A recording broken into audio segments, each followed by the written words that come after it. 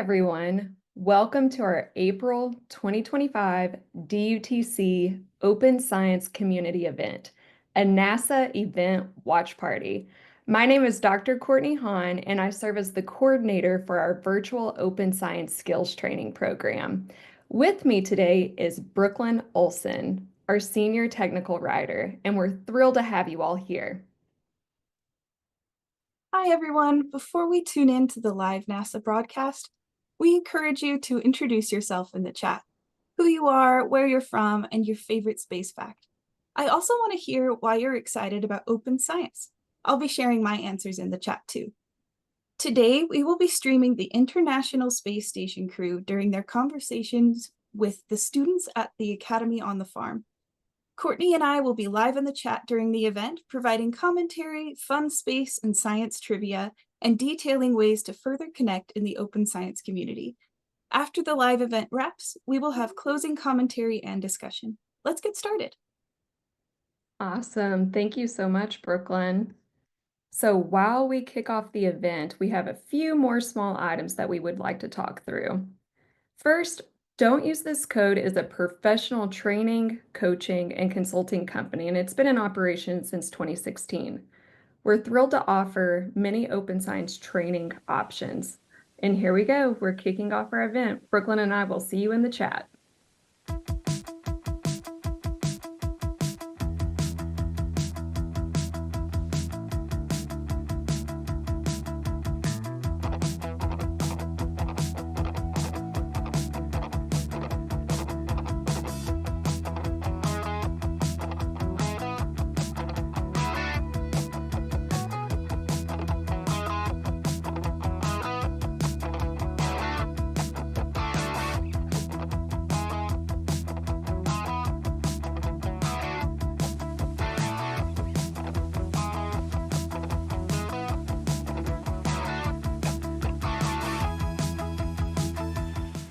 Station, this is Houston. Are you ready for the event?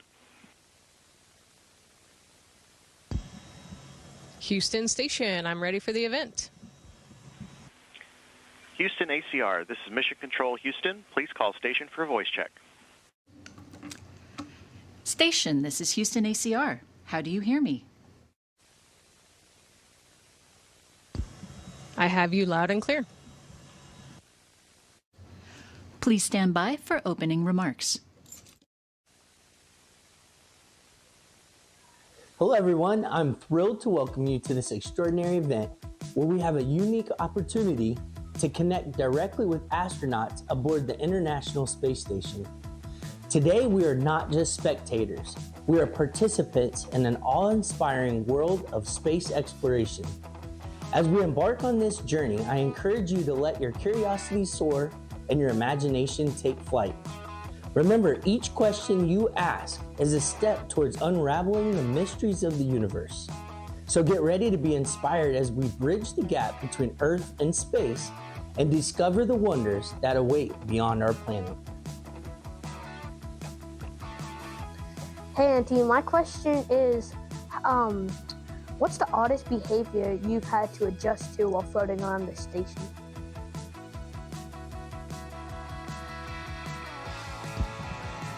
Levi! Buddy, the oddest thing I think is that, my bedroom or crew quarters is in the floor or the deck. The treadmill's on the wall, the weightlifting machine is on the wall, and oftentimes you'll be talking to somebody and they're just popping out from the ceiling. And so you have to get used to talking to people upside down or sideways and, used to floating around the space station in all sorts of directions and different ways of communication. One of the other things that's kind of odd is we get like one pair of pants for the whole month, one t-shirt for the week, and we can't wash clothes up here, so we just throw them away when we're done and they burn up in the atmosphere. So a bunch of odd behaviors that we have to adapt to up here in space. Hi, my name's Ryan, and my question is, if you could invite a fictional character to experience this with you, who would it be and why?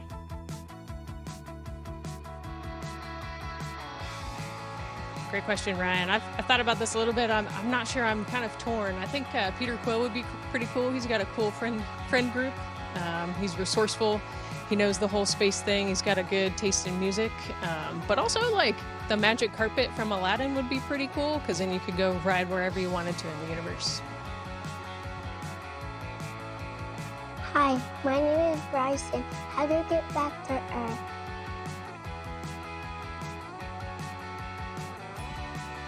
Hey Bryson, so we came up in a spacecraft called the Dragon.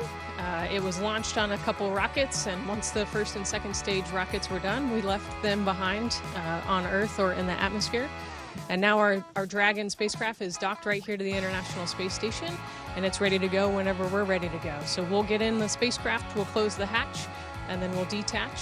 It has a trunk on it with solar arrays, so it can provide electricity and it can provide heat and all of the different life support systems that we need to survive. And then it's got thrusters on it, so we do what we call a deorbit burn, and we come back through the atmosphere. Some parachutes will deploy, and then we'll land in the Pacific Ocean. A ship will come pick us up, we'll get on a helicopter to fly to California, and then we'll get on a jet and we'll fly home to Houston. Hi, my name is Jonathan. My question is, what is the most unexpected thought or realization you've had while being at the station?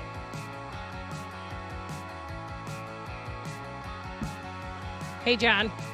I love that question. I think that one of the coolest things is getting to look out the window. I know you guys have seen that view from my iPad a couple times, but looking out the window at the Earth is so cool. It's just a different perspective that we get up here. And, you know, I've kind of learned in geography in class, like you guys are learning, there are lines and there are solid colors that delineate between the different countries and the different states, but up here there's none of that. And so we can see the different continents, and we can see the different terrain and the mountains and the lakes and the rivers and cities. And so learning my geography based on color and terrain rather than lines and country names. So just seeing the world and seeing that we're all just one humanity living there on Earth has been one of the coolest realizations that I've had, getting to look back at this beautiful Earth. Hi, my name is Violet, and my question is, what is the most unusual use you found for Velcro on the space station?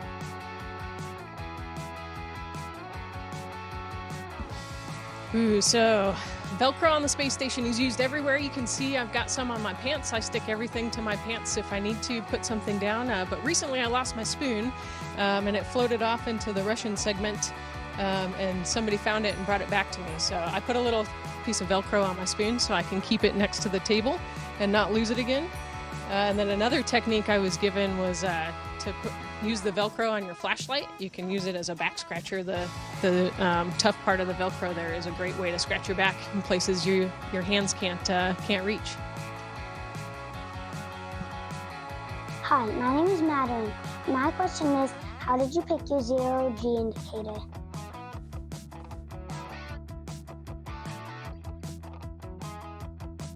Hey, Maddie girl. So our zero-G indicator, here he is. I brought him with me today. His name's Druk, or Druk. That's the Russian word for friend. And crew 10, the 10 on the wings there, you can see it. We were sitting around the table at dinner one day trying to figure out what we were going to use as our zero-G indicator. Every crew gets to pick their own. And all four of us are pilots, and we all grew up building paper airplanes. And so we started talking about that inspiration, and we kind of also morphed into origami, and we're trying to figure out how to get paper airplane on the spacecraft. And then in the origami discussion, we found out you could order a plush origami. So we've got the stuffed animal here. It's a crane. It's also the international symbol of peace. So Crew 10, we're all about friendship and international cooperation. That's how we all got here. That's why we're on the International Space Station. And so we thought this was a perfect example of who our crew is. And it was a great way to show off that we were in space with our zero-G indicator. And in fact, Maddie, if you or any of your classmates or schoolmates have an idea for a zero-G indicator, you can actually go online and look up the Moon Mascot Competition. It's a challenge to see the Artemis 2 crew. They're asking the world to come up with an idea for their zero-G indicator. So if you guys have any good ideas, look it up online and put it out there, and maybe you'll see your zero-G indicator headed over to the moon. Hi, my name is Oliver. My question is, how does the space station stay in the sky without falling?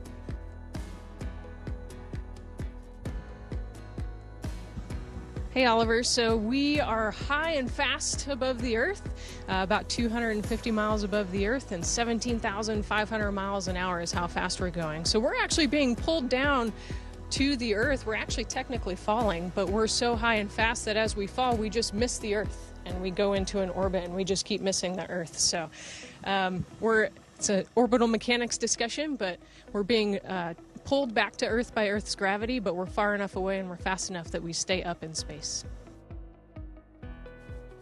Hi, my name is Hunter, and my question is, have you ever tried to play a musical instrument on the space station, and how does it lack of gravity affect the sound?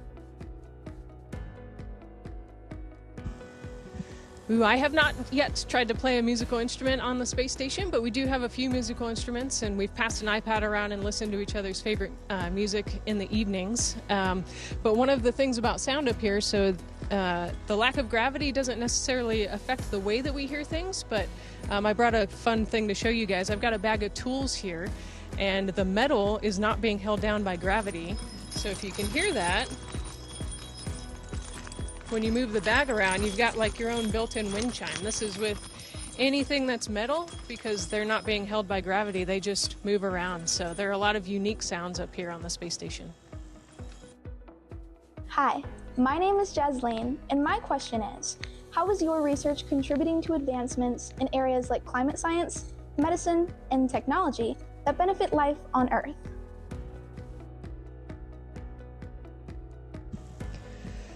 You know, at any given point in time here on the International Space Station, there are over 200 science experiments going on, whether that's outside the space station, looking out at the universe, or looking at Earth, or inside the space station. And you know, some of my favorites, actually, we can volunteer for science experiments. So I volunteered for several human experiments. And so scientists on the ground are looking at my core body temperature. I actually just took a headband off earlier today that was measuring my core temperature.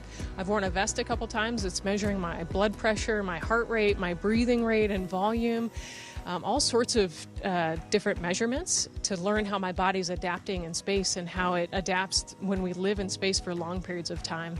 I'm also doing a couple studies that are looking at bone loss and cartilage, and so, you know, how do we figure out how to counteract the effects of zero gravity on the body? And so as we look at all of these things while I'm up here for, 4 to 6 months, we can then extrapolate that into longer term space flight. You know, as we go on to the moon and we explore out to all the way to Mars, we got to figure out how to get people there and get people in space for, a year or two minimum sometimes. And so that's one of the things that I'm most excited about. And then all of that research is going to inform how we do life on Earth and how do we better prepare and better take care of our bodies as we adapt to life on Earth as well.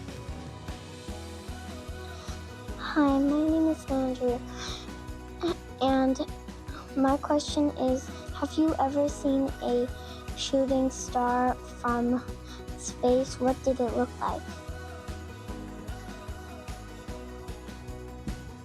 Oh man, I have not seen a shooting star yet, but I have seen a lot of really cool satellites. I've seen a lot of really beautiful constellations. I've seen the moon a lot. I've seen some really cool lightning and auroras, so I've seen a lot, but not a shooting star yet. So I'm going to put that on my to-do list. Hi, my name is Lincoln, and my question is, have you ever tried to play a prank on a fellow astronaut using the unique environment of space?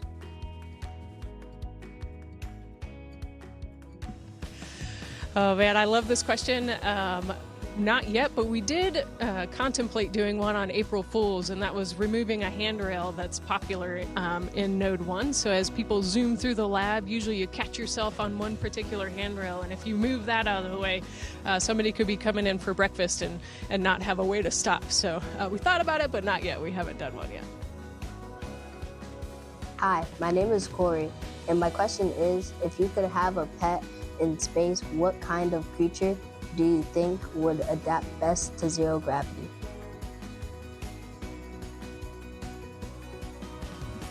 Ooh, I think an octopus would be really cool. Don Pettit is a really smart individual, and he's up here with us. We were discussing this over dinner the other day, but octopuses are really smart, and they've got these 8 limbs that don't have bones in them. You know, bones and muscle are structure that we build because we have gravity that we need to be strong against, but in zero gravity you don't necessarily need that. So I think an octopus would be really cool. It'd be really cool to see them adapt and start to learn how to move around the entire environment without gravity holding them down. Hi, my name is Aubrey, and my question is, have you ever discovered any particular smells in space, and how do they compare to earthy scents?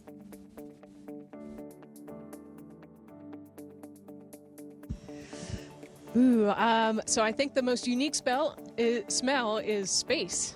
We have an airlock here in the Japanese module, and recently the robotic arm went out and grabbed an RPCM, which is like a little circuit breaker panel, and it put it in the airlock, and then we closed the outside door, we repressurized it, and then we on the inside opened the door, and I got to smell the space smells, and it's actually pretty unique. It's kind of like a burnt metal or welding fumes. You know, if you kind of think of like a metallic smell and burnt toast and you put them together, that's what space smells like, and it's pretty cool. Hi, my name is Luna, and my question is, what do you do if something breaks?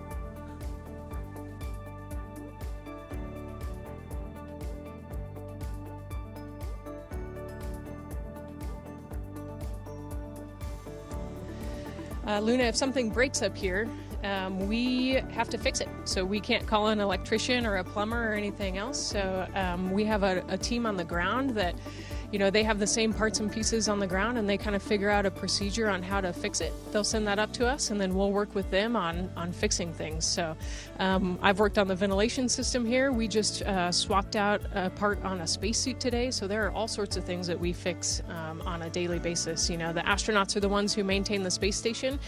So the majority of what we do is the science and the research, but also we are the maintainers. Hi, my name is Brady, and my question is, what's the most surprising item you've repurposed for entertainment while in orbit?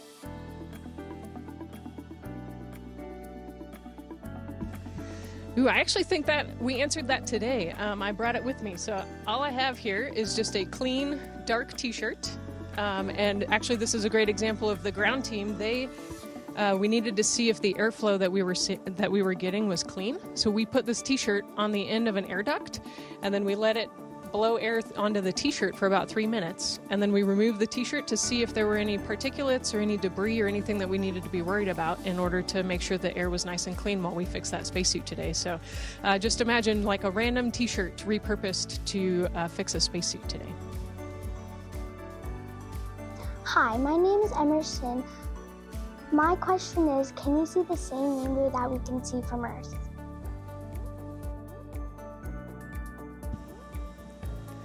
Emerson, so the rainbows I think are due to the sun angle on Earth. So I haven't seen any rainbows yet here, and I think we might be a little too far away from the clouds, but we do get to see the amazing clouds out there and the different heights of clouds. And we can see shadows from clouds, and we can see lightning storms, we can see all sorts of things, but not rainbows up here. Hi, my name is Eva, and my question is, can you see other planets? If so, what can you see?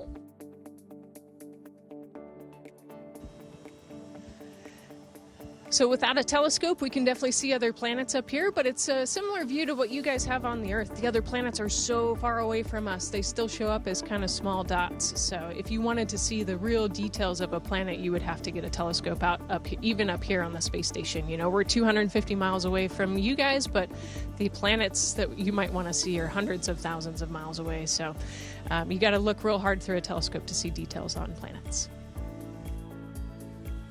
Hi, my name is Asher Mack, and my question is, can you see a city or a house from the space station?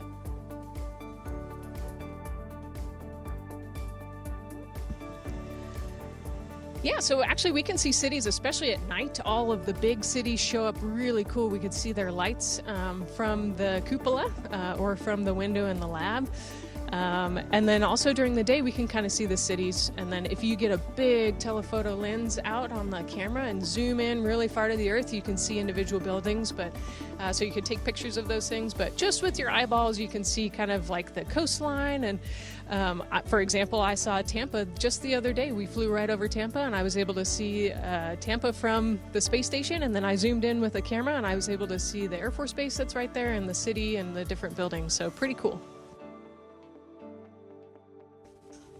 Hi, my name is Roran, and my question is, what is the weirdest question you've asked yourself while being in space?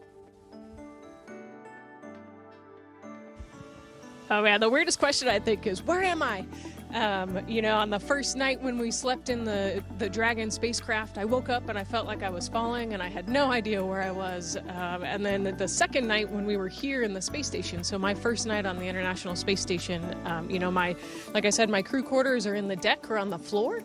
And so I had to get up and go to the bathroom in the middle of the night. And when I got up, I started to go to the bathroom, but as I was moving along the handrails, I realized I didn't recognize where I was because I was on the wall. And I had always been going on the deck. So I was at a completely different place and completely disoriented. So I've done that a couple times to myself where I get a little disoriented because your brain is still trying to figure out what's up and down and where you're at. And, you know, like I told Levi earlier, you know, people are on the wall, they're running on the wall, and it's just tough for your brain to get right. So it takes a little while for your brain to adapt. So I think the weirdest question is just, where am I?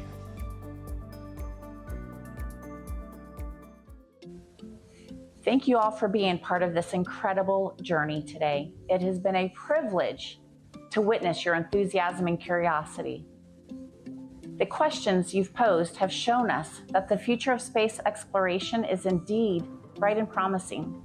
Remember, the universe is vast and every one of you has the potential to contribute to its exploration. Keep dreaming, keep asking questions, and never stop reaching for the stars. Together, we can achieve unimaginable heights. Thank you, and safe travels on your own path to discovery.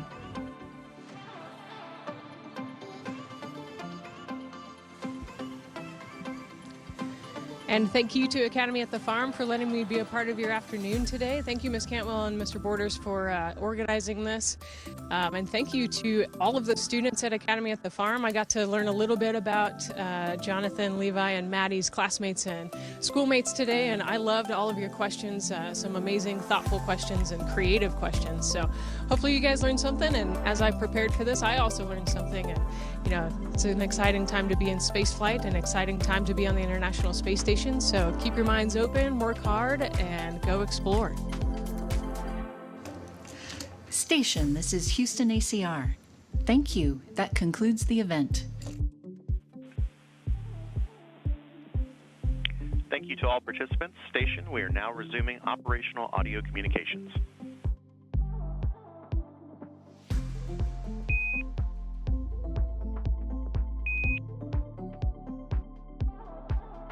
Thank you all for attending today's Open Science Community event. We would love for you to stay connected with our growing open science community. Brooklyn will cover various ways you can stay involved. Brooklyn? There are so many ways to connect with us on your open science journey. Check out our open science training website to register for upcoming free trainings. The next training is coming up in just 2 weeks, so make sure you grab your spot now. And while you're there, explore our Open Science blog, where Courtney and I, as well as the DUTC teaching assistants, write about our open science insights. And make sure you connect with us on LinkedIn. We post frequently about the happenings in the community, and you don't want to miss it. You can also sign up for our Open Science mailing list to get updates on our events and upcoming sessions. And last but not least, check out the DUTC TV YouTube channel. We will be posting the recording from this session very soon, and we have an entire library of open science, Python coding, and data science videos. Thank you again for coming to our event, everyone. We hope to see you all again very soon. Happy exploring!